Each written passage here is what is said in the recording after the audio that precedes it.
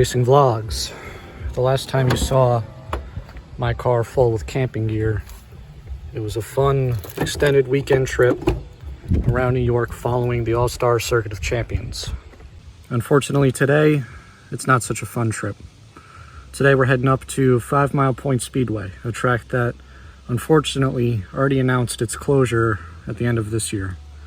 I've never been. This is my one and only trip to the track. I go today, and I can never go again. I'll see you guys up there in a second.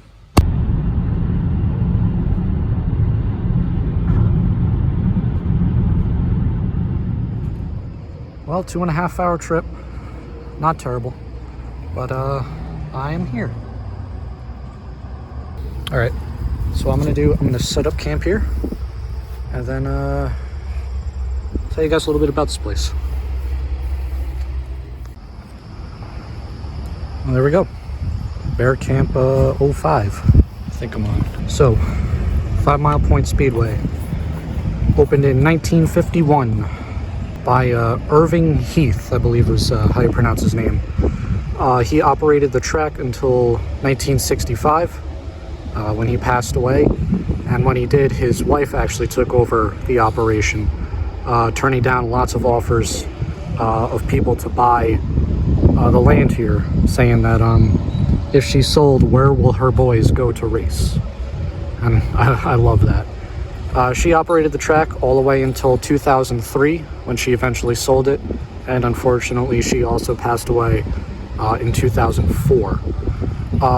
Who she sold it to was actually her grandson. Andrew Harple, I believe is how you pronounce that one. And when he took it over, they said he basically rebuilt this entire track, like the entire facility here, from the walls to the grandstands. And that was the case all the way up until this year, 2023. In late 2022, they announced that last year was going to be their final year, and that they sold the land to NYSEG, New York State Energy and Gas, and their plan was to build a solar farm here.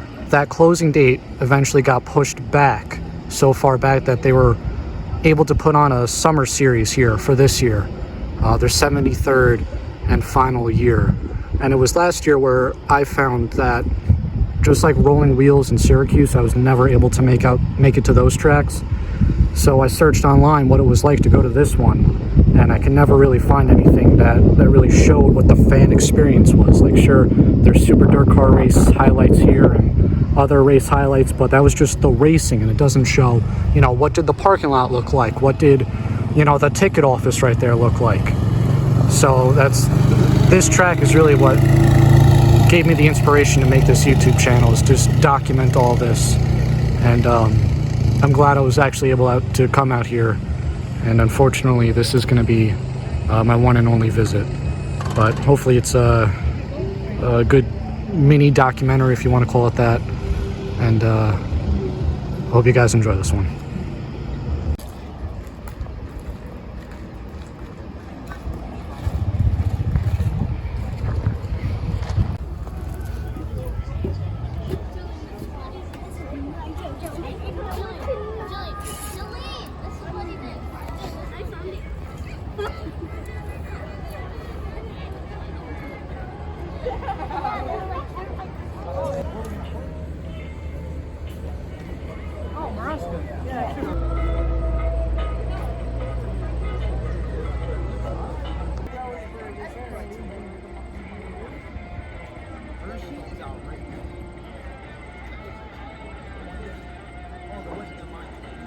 Can't imagine the ones on the hill are very popular.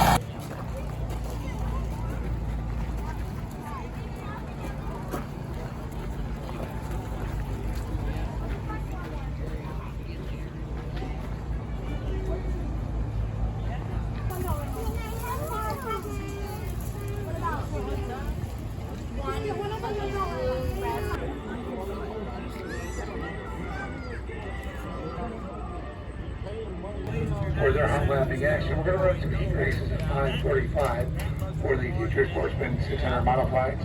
Front-wheel drive, 4 cylinders, factory stocks, Create Sportsman, Future Sportsman feature, front-wheel drive feature, and modified hot laps will hit the track at 7 p.m.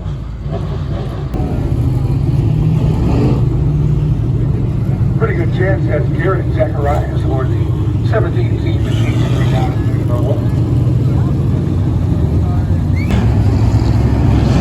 Exactly about the start finish line.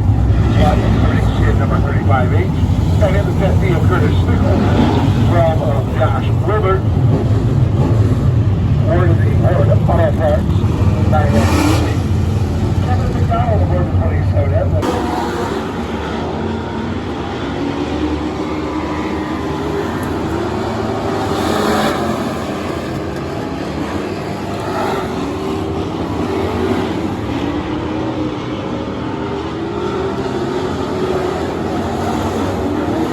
Five Mile Point Speedway push truck will make its way inside, push the over number 10 machine out of the racetrack. Leaves that not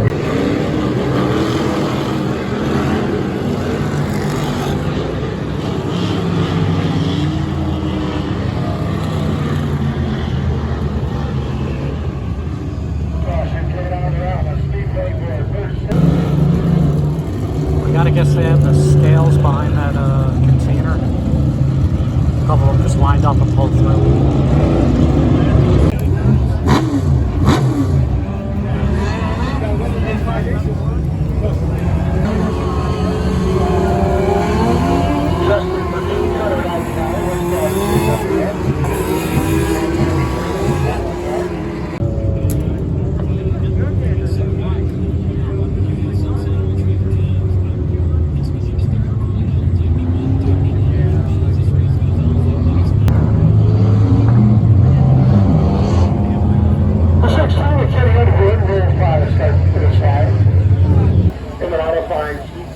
just a couple of laps sponsored in the beatdown at sundown, 55 laps.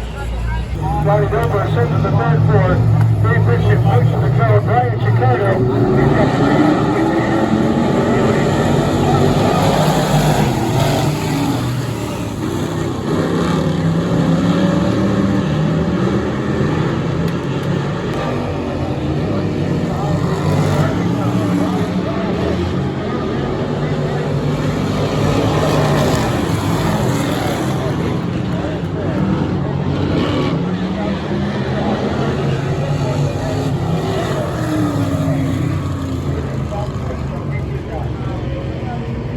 Watching the 1% guys.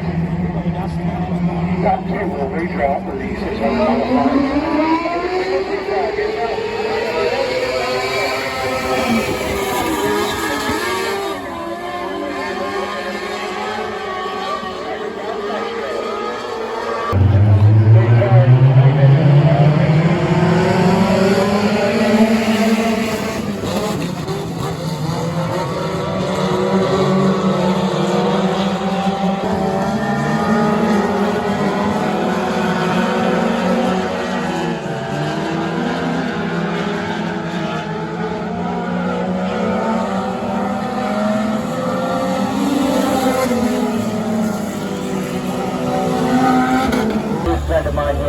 Everett, how you doing out there, buddy? I know you can hear me. A long-time driver down at Orange County Speedway, sportsman driver, Everett here with us tonight with his co-pilot, Larry Smith. How are you doing? Thank you.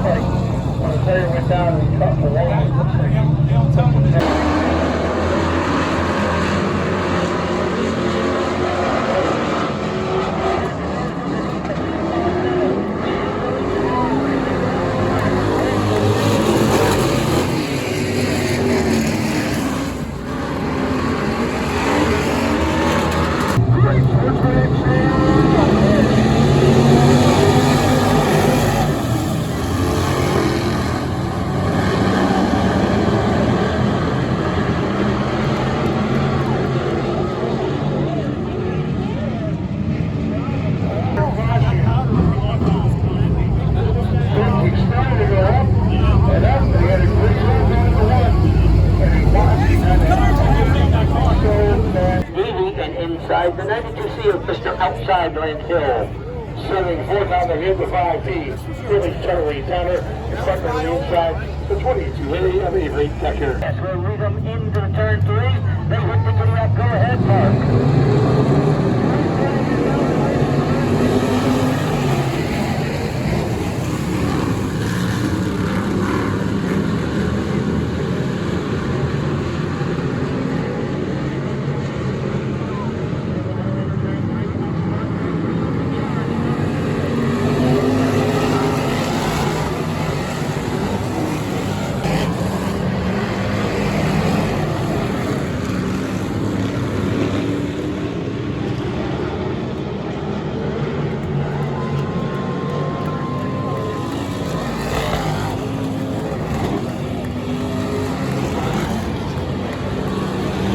Number 8 of Rich Breitner.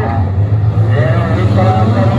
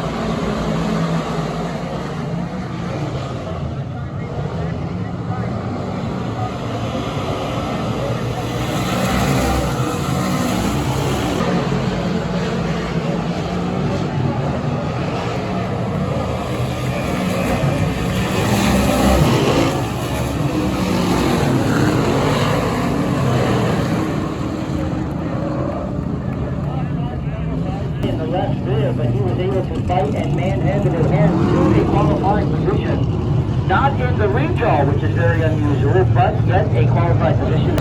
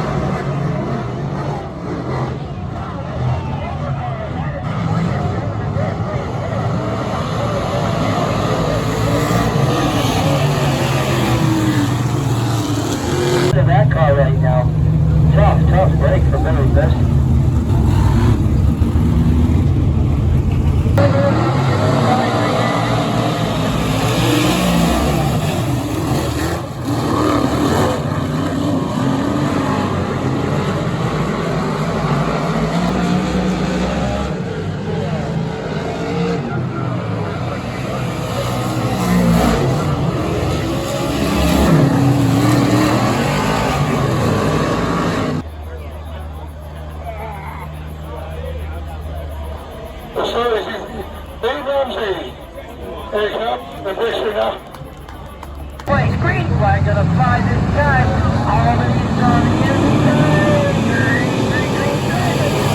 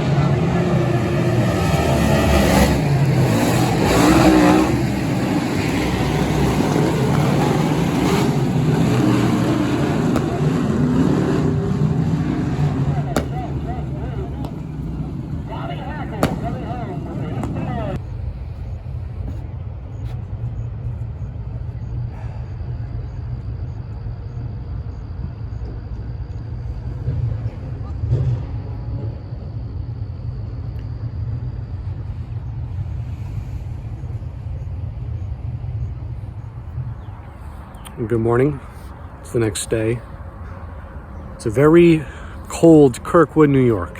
My phone says it's 55 degrees. The weatherman told me, don't worry, it won't get any colder than 58. It's a quarter after 7 right now, so you know it got colder last night. Track skated off, so this is the best shot I could do. I don't get it. I do not get it. There's World of Outlaw racing within a very reasonable drive from here. It's Sunday night. People have work tomorrow, and yet people showed up to this race. I don't know, it's because if it's the last year, they know it, so they're showing up, but it seems like there's a very, very dedicated fan base at this track.